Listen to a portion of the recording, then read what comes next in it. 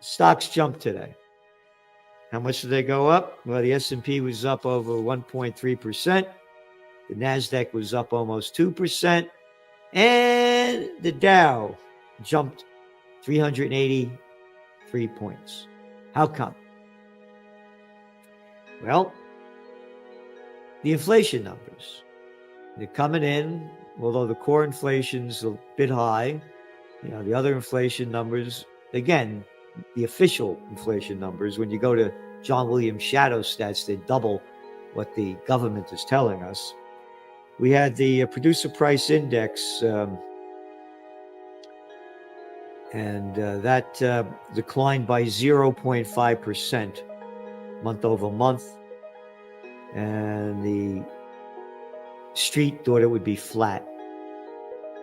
Excluding food and energy, the core wholesale prices reading fell 0.1% month over month. And they only thought that would be a 0.2% increase expected by the street. So what does this mean? The bottom line means that the bet on the street is that they're not going to raise interest rates.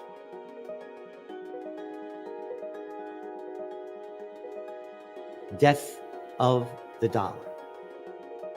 And that's what's going to happen. It's the death of the dollar. In God we don't trust. That's the American way. As soon as the Fed stops raising interest rates, the dollar is going to start weakening.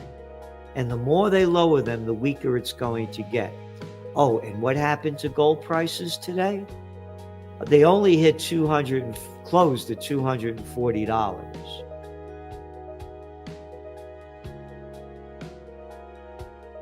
The market should have crashed when the COVID war happened. But governments pumped in all of this fake money. They brought interest rates to zero and negative. They were negative. What? They've been negative in New York, since for 9 years. And it kept them down there as inflation's going up, and they're saying it's only temporary and transitory. What they know is how they're going to rig it, and we don't know when they're going to do it and how they're going to do it. But again, as I was saying, why would you keep your money in a bank when they're not paying you anything and they're making money on your money? To us, gold is the number one safe haven asset. When gold went down into the 1600s a few months ago, we said this is the bottom, it's going up from now. And now it's been hitting, several month highs. Again, when they go digital, gold is going to go through the roof, because that's going to be the only real currency that's going to be accepted to pay, to transfer, because they're going to do away with all the paper money. We called the bottom of gold in September and kept saying it's going to keep rising. And then earlier this year, we said 2023, and that's what you're going to see gold above 2023 this year and going, it's going to keep going. Again, you have its ups and downs like life. So, but the long term, we see it going. Oil prices came down a bit today, but they're still over $86 a barrel for Brent crude. And Bitcoin. Facts are there, we call that too. We said if Bitcoin stabilizes at $15,000, $17,000 range, the next hit it's going to be $25,000 and above. And here it is now at 30. So the stronger China gets, the more the yuan's going to go up and the more the dollar is going to fall. The dollar is right now at a crisis point. It's only staying high because of high interest rates. But they're going to come down at some point. And so too will the dollar. The stronger that China gets, and the more the BRICS unite against the United States, and they've had enough. They've had enough of the United States hegemony, both in terms of war and in terms of owning too much with too little. One of the things it means is that you're beginning to see the end of dollar strength. This is the beginning of the death of the dollar. Because now with this calamity going on, next week is going to be important how much the Fed raises interest rates. If they only raise them 25 basis points, the fake market's going to keep going up. And guess what? So too will gold. Fed calls central bank's digital coin a highly significant innovation in white paper. No. How long have we been talking about this?